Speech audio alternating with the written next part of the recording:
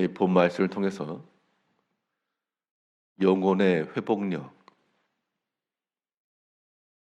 영혼의 회복력이란 제목으로 하나님의 말씀 증거하겠습니다. 이 시간이 주는 선물 그러면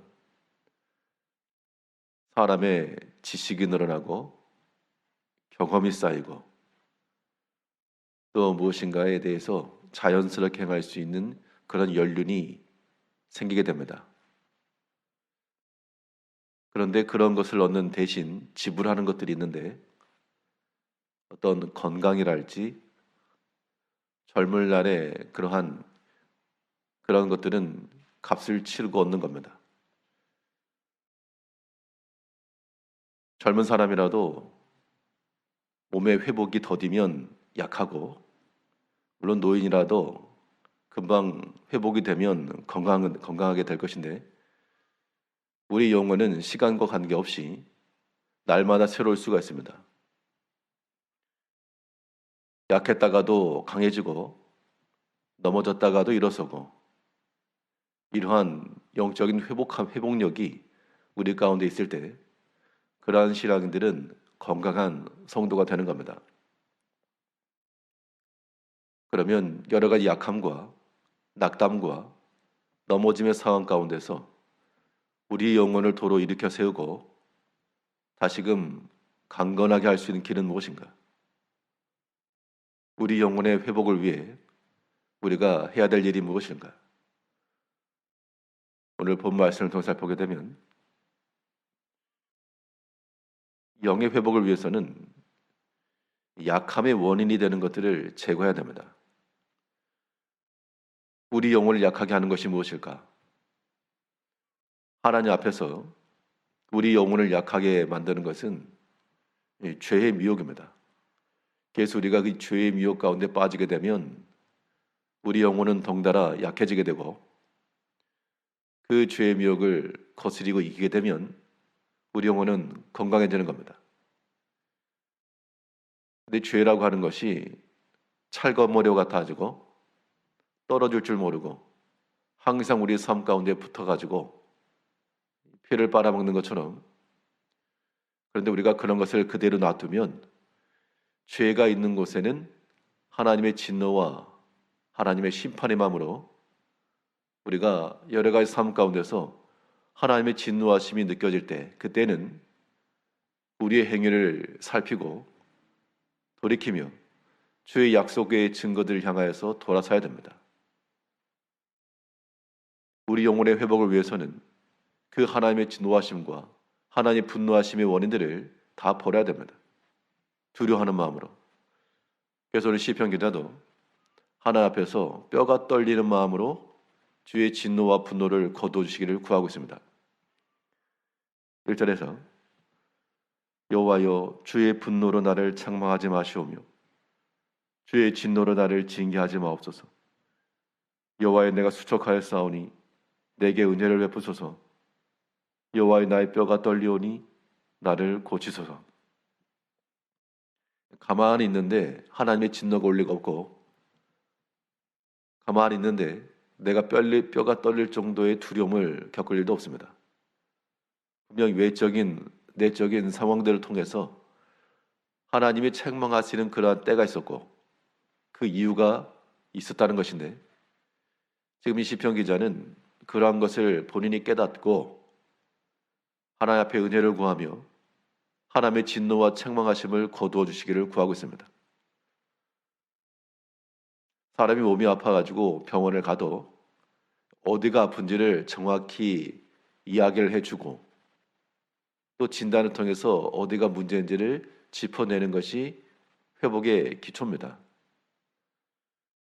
우리의 삶 가운데서 하나님의 노하심과 그 분노하심이 임한다 그러면 도대체 어디에서 이 문제가 생겼는가?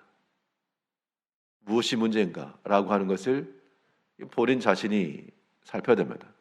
다른 사람이 대신 아파줄 수가 없기 때문에 우리 영혼도 마찬가지로 우리가 여러 가지 세상의 약함 가운데 빠져 있을 때에는 그 원인이 무엇인지를 우리 스스로가 찾아야 됩니다. 우리 영적인 상태를 우리가 알 것이니까, 이러한 것 때문인가? 이러한 나의 행위 때문인가? 이러한 습관들 때문인가? 이러한 마음 때문인가?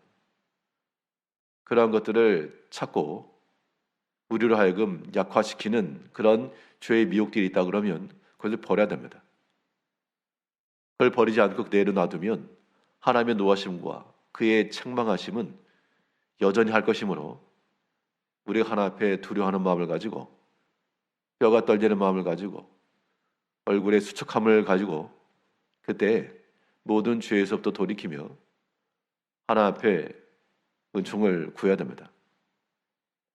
그래야 회복이 되는 겁니다. 우리 손에 가득 묻어있는 더러운 것들을 그대로 두고서 우리가 음식을 먹을 수가 없는 것처럼 우리 영혼을 지저분하게 만든 그런 모든 속된 것들, 거룩하지 못한 것들을 일단 다 끊고 정리하고 깨끗이 한 후에 하나님의 은총을 구해야 됩니다. 그래서 우리가 영혼의 회복이 되려면 약함의 원인이 되는 것들을 제거를 해야 되고요.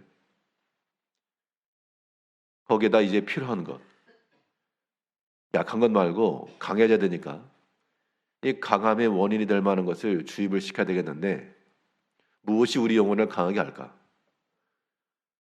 이 강함이라고 하는 것은 어떤 사람의 고집이나 이런 걸 강함이라 말하지 않고 우리 신앙인들에게 있어서의 담대한 믿음이 강한 겁니다. 우리가 어떠한 상황 가운데서라도 약하지 않고 담대한 믿음으로 나아간다 그러면 그건 강한 거죠. 영혼에 강성한 겁니다. 우리 영혼에 담대한 믿음이 생기는 것은 그 조건 하나밖에 없어가지고 목자가 양을 이끌고 갈 때 그 양의 힘은 여러 가지 늑대로부터나 여러 가지 뜨거운 햇빛으로부터나 이것을 회피하고 쉴 수 있는 유일한 길은 목자의 인도함에 있는 겁니다. 또 그 목자의 음성을 듣고 그를 따라가는 것에 그의 영의 안도함과 평안함이 있는 것이죠. 우리 영혼이 강해지고 또 담대한 믿음을 얻으려면 우리의 목자 되신 주님을 따라가며 그의 음성을 들으며 또한 우리를 지도하시는 하나님과의 그러한 신뢰 속에서 그를 믿고 의지하고 따르며 그의 사랑을 확인하고 또 우리의 사랑함을 나타내고 이것이 우리 성도들에게 주어지는 그러한 영적인 강건함입니다. 담대한 믿음은 거기서 나오는 겁니다. 신뢰관계가 깨지게 되면 모든 게 다 무너지게 되어 있는데 하나님이 나를 여전히 사랑하시고 내가 주를 진실에 따라가고 하나님께서 나를 위해서 은혜를 예비해 놓으셨을 것이고 지금 당장 여러 가지 환난과 고난이 있어서 내가 어려움 가운데 봉착했을지라도 이 또한 협력하여 선을 이루실 하나님을 기대하는 이러한 신뢰의 관계가 끊어지지 않으면 그 사람은 영적으로 강건한 겁니다. 담대한 믿음이 있으니까요. 그래서 시편 기자는 구하기를 하나님의 그 사랑이 내 마음 가운데 여전하길 바라고 하나님의 그 인도하심과 보호하심이 자신을 떠나지 않기를 구하고 있습니다. 4절 말씀에서 여호와여 돌아와 나의 영혼을 건지시며 주의 사랑으로 나를 구원하소서.